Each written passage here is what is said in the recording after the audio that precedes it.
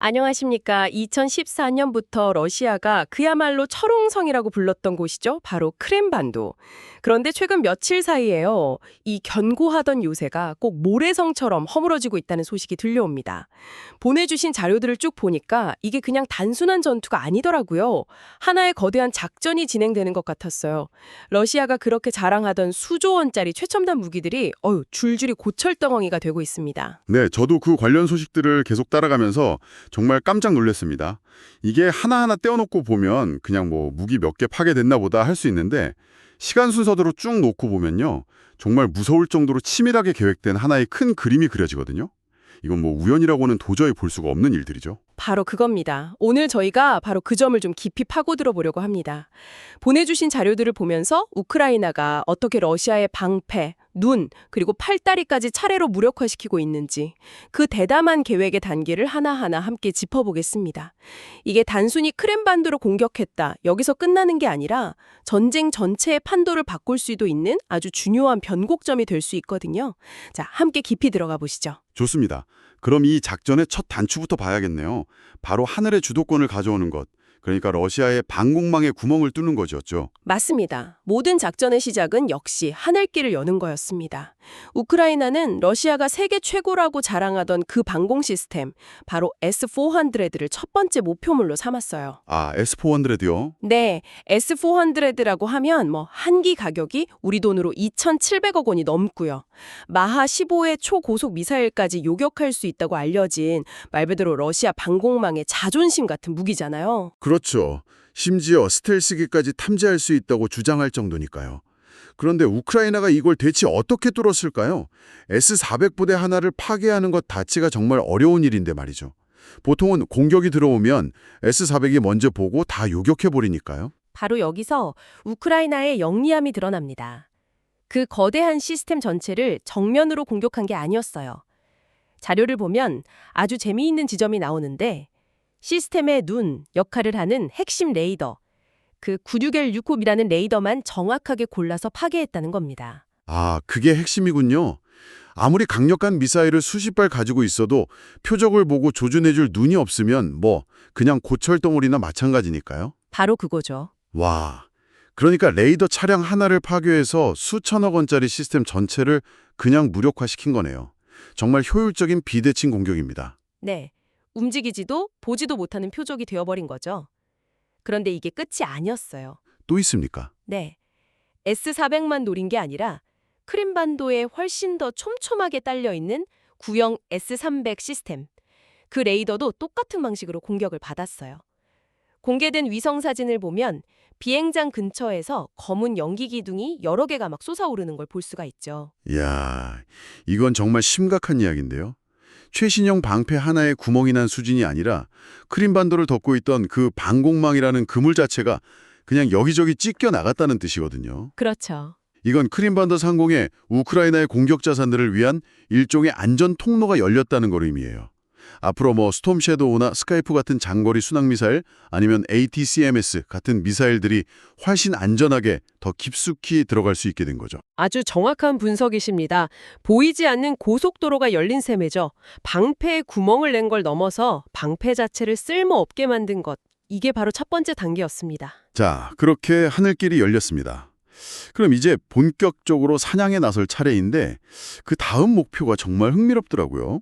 보통은 비행장이나 항구 아니면 탄약고 같은 고가치 군사시설을 생각하기 쉬운데 우크라이나는 그보다 더 근본적인 걸 노렸어요. 네, 저도 그 자료를 보면서 정말 혀를 내둘렀습니다. 다음 목표는 바로 러시아군의 신경망이었습니다. 신경망이요? 네, 눈에 보이는 무기가 아니라 보이지 않는 정보와 통신 시스템을 타격한 거죠. 러시아판 GPS라고 불리는 글로나스 위성항법 시스템 관련 지상시설이 그 목표였습니다. 아, 글로나스. 그건 러시아 군사작전의 심장이라고 할 수 있죠. 미사일 유도, 부대 이동 경로 설정, 포격 좌표 지정까지 현대전의 거의 모든 것이 이 위성 신호에 의존하니까요. 특히 정밀 유도 무기들은 이 신호가 없으면 정확도가 그냥 확 떨어지고요. 물론입니다. 우크라이나 도시들을 무차별 공격했던 그 순항 미사일이나 탄도미사일 대부분이 이 글로나스 신호에 의존한다고 하더라고요. 그런데 우주에 떠 있는 위성 자체를 파괴하는 건 거의 불가능에 가까우니까 아주 영리한 방법을 쓴 겁니다. 크림반도에 있는 지상 관제 시설, 통신 시설을 파괴해서 위성을 활용하는 능력 자체를 떨어뜨린 거죠. 그렇죠. 위성은 멀쩡히 떠 있어도 지상에서 그 신호를 제대로 받아주고 보정해주지 못하면 사실상 무용지물이 될 수 있으니까요. 러시아의 장거리 정밀 타격 능력에 아주 영리하게 제동을 건 셈이네요. 그런데 여기서 파괴된 시설 중에 정말 뜻밖의 자산이 하나 있었죠. 바로 RT-70 전파 망원경이었습니다. 맞아요. 아마 많은 분들이 전파 망원경, 그건 그냥 별 관측하는 거 아니야? 하고 의아해하실 거예요. 저도 처음엔 그랬으니까요. 하지만 이건 단순한 천문 관측용이 아니었습니다. 이 망원경은 구소련 시절에 만들어져서 더 이상 생산되지 않는 말 그대로 값을 매길 수 없는 자산이에요. 대체 불가능한 자산이라는 점, 그게 중요하네요. 돈이 아무리 많아도 다시는 만들 수가 없으니까요. 그런데 이 망원경이 군사적으로는 어떤 역할을 했던 건가요? 바로 그 글러나스 위성을 포함해서요. 러시아의 각종 군사 위성들을 아주 정밀하게 추적하고 관리하는 또 다른 눈의 역할을 해왔던 겁니다. 위성이 제 궤도를 잘 돌고 있는지, 신호는 정상적으로 보내고 있는지 이런 걸 감시하고 통제하는 핵심 시설이었던 거죠. 와, 이건 정말 무서운 계획인데요. 글로나스 시스템을 방해하는 걸 넘어서 그 시스템을 관리하고 유지보수하는 능력 자체에 실각한 타격을 준 거네요. 방공망의 눈에 이어서 이번엔 우졸 감시하는 눈까지 멀게 한 셈입니다. 이건 뭐 단기적인 교란을 넘어서 크림반도 지역에서 러시아군 위성 시스템 운영에 장기적인 문제를 일으킬 수 있는 아주 치명적인 공격이라고 봐야겠어요. 그렇습니다. 방패를 부수고 신경망을 마비시킨 우크라이나의 칼날은 이제 지상으로 향합니다. 하늘과 우주에서의 눈을 멀게 한 뒤에 지상의 기동력과 지원 능력을 하나씩 잘라내기 시작했어요. 크림반도 서쪽에 있는 공군기지, 거기에 있던 러시아군 Mi-8 헬기 2대가 드론 공격으로 파괴된 게 그 시작이었습니다. Mi-8 헬기 워낙 유명하죠? 병력 수송부터 화력 지원까지 뭐 안 하는 일이 없는 그야말로 러시아군의 발과 같은 존재잖아요. 한 대 가격도 우리 돈으로 한 400억 원에 달하는 비싼 자산이고요. 맞아요. 그런데 더 놀라운 건 이 800억 원짜리 헬기 2대를 파괴한 게 무슨 고가의 미사일이 아니라 아주 저렴한 자폭 드론, 그러니까 FPD 드론이었다는 점입니다. 특히 우크라이나 정보총국이 공개한 41초짜리 영상을 보면 아예 러시아가 이 사실을 부인할 수 없게 딱 못을 박았죠. 저도 그 영상을 봤습니다. 정말 인상적이더라고요. 드론 시점에서 활주로를 쭉 훑다가 헬기를 발견하고 돌진하는데 첫 번째 헬기는 이미 파괴된 것처럼 연기가 나고 있으니까 그냥 지나치고 그 옆에 멀쩡하게 서 있는 두 번째 헬기를 정확히 노려서 돌진하더군요. 바로 그 장면이 핵심입니다. 단순히 파괴했다는 걸 넘어서 조종사가 실시간으로 전장 상황을 판단하고 가장 가치 있는 목표를 선택해서 공격했다는 걸 보여주거든요. 이건 러시아군에게 방어의 어려움을 몇 배로 키우는 장면이에요. 어디서 날아올지 모르는 그 값싼 드론 때문에 수백억짜리 헬기를 24시간 지켜야 하는 정말 끔찍한 상황에 놓인 거죠. 비대칭 전략의 무서움을 제대로 보여준 사례라고 할 수 있겠네요.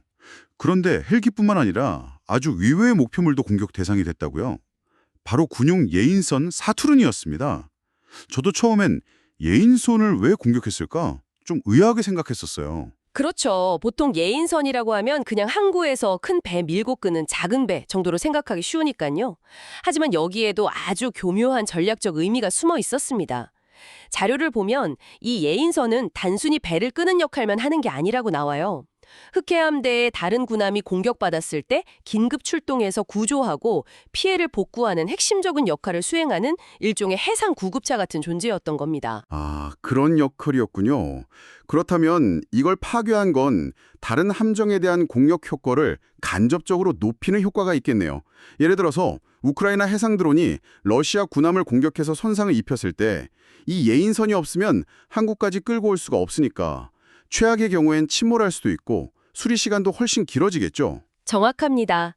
그런데 우크라이나 정보총국 성명을 보면 한 가지 정보가 더 있어요.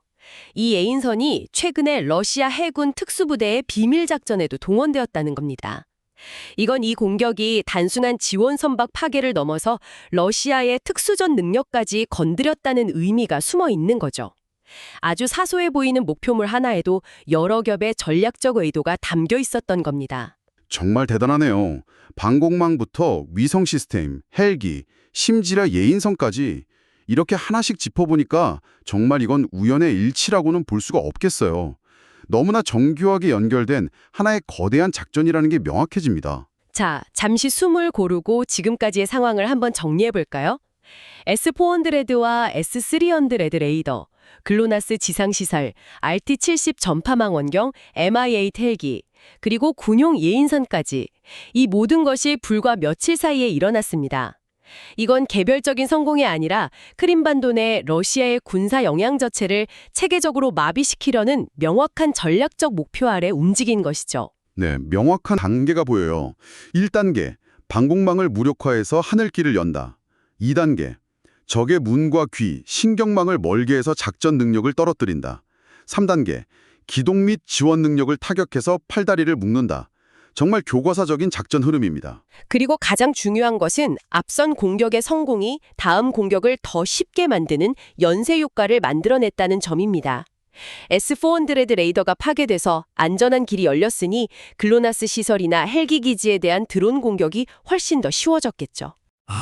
이게 이번 공세의 가장 무서운 부분이에요. 한번 뚫리기 시작하니까 둑이 무너지듯 연쇄적으로 무너지는 거죠. 더 놀라운 사실은 러시아가 불과 몇 달 전에 크림반도 방공망을 대대적으로 강화하겠다고 공언했다는 점 아닌가요? 당시 외신 보도를 보면 우크라이나 측 전문가들조차 크림반도의 방공 밀도가 모스크바 같은 러시아 본토의 주요 도시보다 높을 수 있다고 평가할 정도였거든요. 맞습니다. 그만큼 러시아가 크림반도의 상징성과 군사적 중요성 때문에 방어력 높이는 데 엄청난 힘을 쏟았다는 거죠.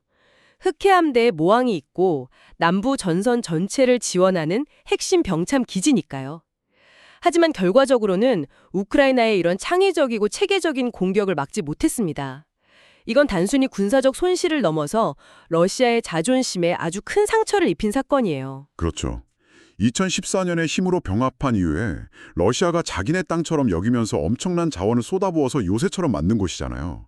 근데 그 크림반도를 제대로 지킬 능력이 있느냐, 여기에 대한 심각한 의문을 던진 셈이니까요. 푸틴 대통령에게 크림반도는 더 이상 안전한 후방 기지가 아니다라는 사실을 명백히 보여준 겁니다. 네. 이런 핵심 방어 자산들이 연쇄적으로 무너졌다는 것은 앞으로 더 대담하고 파괴적인 공격이 이어질 수 있는 아주 강력한 신호탄이라고 봐야 합니다. 예를 들어서 곧 우크라이나에 F-16 전투기가 배치될 텐데 이렇게 방공망이 약화된 상황이라면 F-16이 크림반도 상공에서 활동할 수 있는 공간이 훨씬 넓어지게 되겠죠? 세바스토폴 항구에 있는 흑해함대는 물론이고 크림대교까지 직접적인 위협에 노출될 수 있으니까요. 어쩌면 이번 일련의 공격들은 그를 위한 사전 준비 작업, 그러니까 전장 조성 활동의 일환일 수도 있겠네요. 충분히 가능한 분석입니다. 오늘 저희가 살펴본 크림반도에서의 일련의 사건들은요, 이 변화하는 전쟁 속에서 우크라이나가 어떻게 창의적이고 비대칭적인 전술로 러시아의 군사적 우위에 균열을 내고 있는지를 보여주는 아주 중요한 사례입니다. 단순히 무기 몇 개 파괴했다, 그 이상의 깊은 의미가 담겨 있는 거죠. 네, 전쟁의 양상이 어떻게 진화하고 있는지를 명확하게 보여주는 것 같아요. 막대한 물량과 화력에 의존하는 러시아의 전통적인 방식에 맞서서 우크라이나는 정보력과 창의성, 그리고 서방의 정밀 무기를 결합해서 약점을 파고드는 방식으로 대응하고 있는 거죠. 그렇습니다. 전쟁의 장기화로 정말 모두가 지쳐가고 있지만 이런 상황의 변화를 통해 우리는 평화가 얼마나 중요한지 다시 한번 생각하게 됩니다. 하루빨리 이 비극이 끝나기를 바라는 마음은 모두가 같을 거예요. 그럼요. 오늘 이야기를 들으시면서 이런 질문을 던져보시면 어떨까요? 러시아의 가장 강력한 요새 중 하나로 여겨졌던 크림반도의 방어망이 이렇게 체계적으로 무력화될 수 있다면 과연 러시아 본토에 있는 다른 핵심 군사시설, 또 산업시설들은 안전하다고 할 수 있을까요? 이번 공격은 어쩌면 전쟁의 범위가 어디까지 확장될 수 있는지에 대한 좀 불길한 예고편일지도 모릅니다. 정말 생각해 볼 만한 지점이네요. 오늘 저희 이야기가 이 복잡한 상황을 이해하시는데 조금이나마 도움이 되었으면 좋겠습니다. 오늘 저희 이야기가 도움이 되셨다면 좋아요 한 번씩 눌러주시고요. 그리고 주변에 군사, 정치 시사에 관심 있는 가족이나 지인이 계시다면 이 내용을 꼭 공유해 주십시오. 앞으로도 저희 러시아 우크라이나 전쟁과 관련된 깊이 있는 해설과 분석을 계속 받아보시려면 채널 전쟁 시사를 꼭 구독해 주시기 바랍니다. 감사합니다.